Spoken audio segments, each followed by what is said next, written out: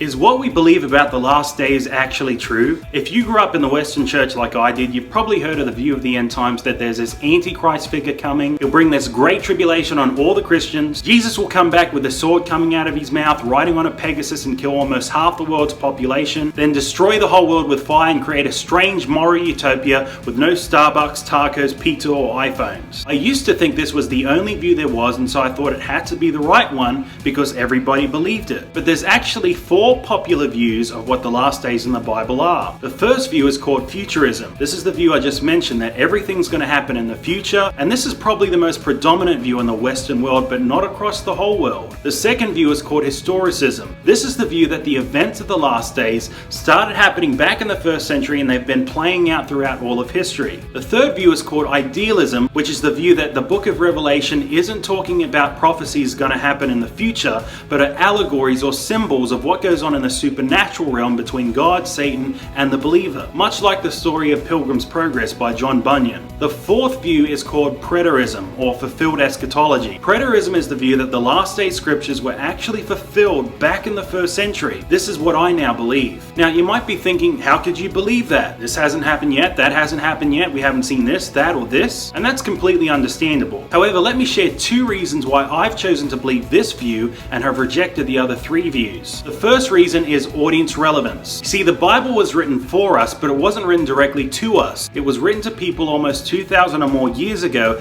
in a very different culture with very different ways of using language sometimes. Ancient Hebrew prophetic language is chock full of metaphors and symbols, and if we want to be sure we're interpreting these prophecies correctly, we need to consider audience relevance, which simply means to consider how the original audience, hearing or reading the words in the scriptures, would have understood them, especially with the bizarre sounding terms and concepts like heaven and earth burning up, the sun, moon and stars going dark, Jesus riding on the clouds with a sword coming out of his mouth. And almost all scholars and theologians agree the easiest and most effective way to know how the original readers would have understood the scriptures is by comparing scripture with scripture. So we find these terms and concepts in other parts of scripture, see how they're used there in the same type of context, and let that shed light on what they mean in the New Testament prophecies. This is what preterists do with the last days prophecies. We interpret these words, terms and concepts we find in last days prophecies according to how they are used in prophecy throughout the Bible. The other views interpret these 2,000-year-old last days prophecies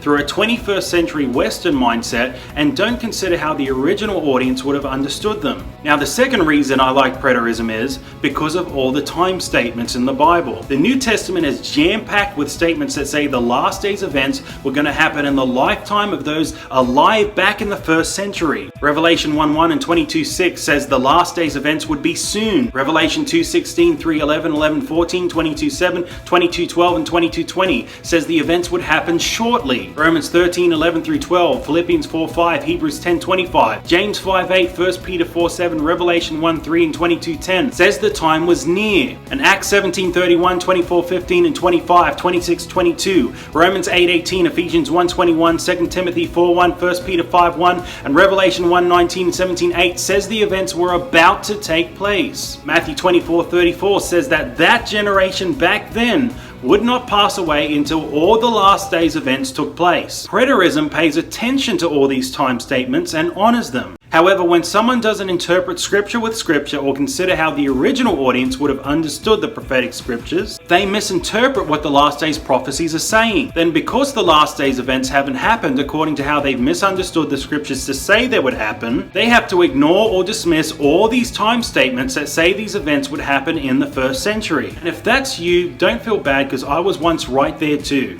People saying 1,000 years is like a day is one of the most lame butt excuses I've heard in my life. 1,000 years is like a day is Peter quoting from Psalms chapter 90 verses 2 through 4, which is speaking of God being ageless. It is not speaking about how God measures time. Throughout the scripture, God always communicated to people when things would happen according to how people measured time. Do you really think God suddenly changed his ways in the New Testament and decided to be confusing? And if the apostles believed that God measured time differently and no one knew when the last days events would happen, Why would they repeatedly say that the last days events were soon, near, and were shortly or about to take place? And let's face it, if we say none of these things have happened yet and the time statements mean nothing, it makes the word of Jesus and the apostles untrustworthy. But if we consider how the original audience understood prophetic language in the Bible and interpret scripture with scripture, we can see a very clear way of how the last days events did in fact happen in the first century. And guess what? Then we can say that Jesus and the apostles weren't liars and they meant exactly what they said. To find out exactly what preterism is, click on the link in the description to get a copy of my latest book called How the End Times Ended in AD 70. It's only $2.99 for Kindle on Amazon right now. And feel free to check out my Facebook page to find videos and other resources on preterism. Thanks for watching, guys. God bless.